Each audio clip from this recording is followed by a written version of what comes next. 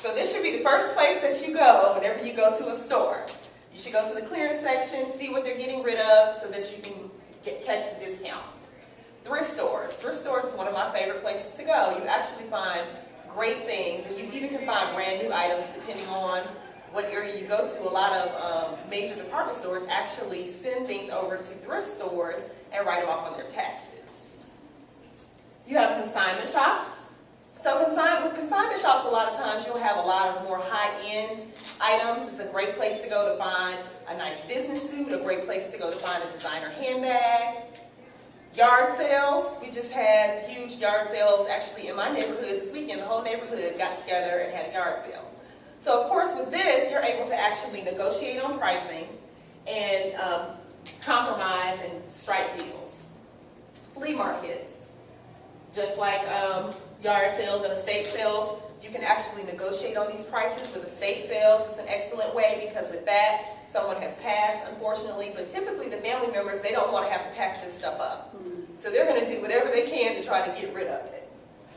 E-commerce, shopping online. I have a fan of that who's in the audience who buys all her perfume and all kinds of stuff online. So you have several websites that we're going to have a little list of a little later. Moving sales, again, just like the estate sales, a person's trying to get rid of this stuff. They don't want to pack it up. So it's an excellent opportunity for you to strike a deal.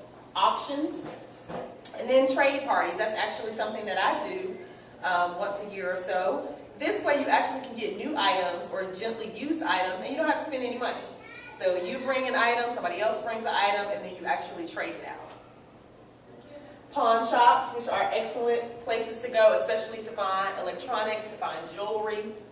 Resale shops. With resale shops, you can actually sell your items as well as make a profit off of them at the same time. So some of the local ones here in Atlanta are Plato's Closet, Ragarama, wholesale stores, which are stores that you're going in as a buyer and you're purchasing it for the same price that a person purchases it for in their store.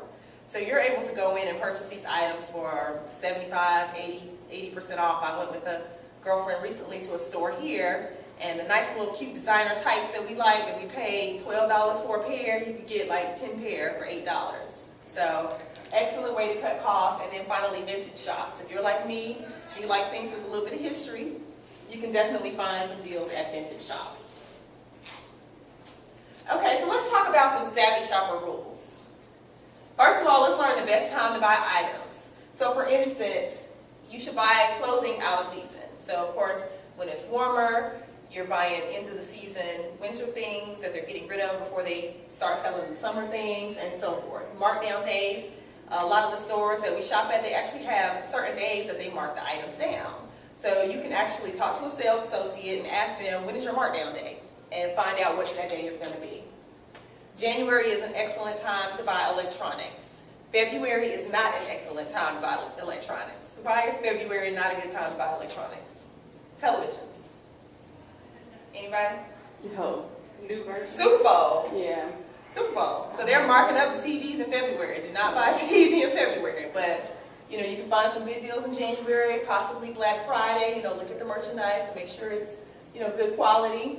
End of the month for cars. They are getting rid of stuff. They are trying to close down. They have sales numbers to meet, goals. So if you go to the car lot on the last day of the month, you're going to walk out of there with a car. And you can walk out of there with a good deal on a car.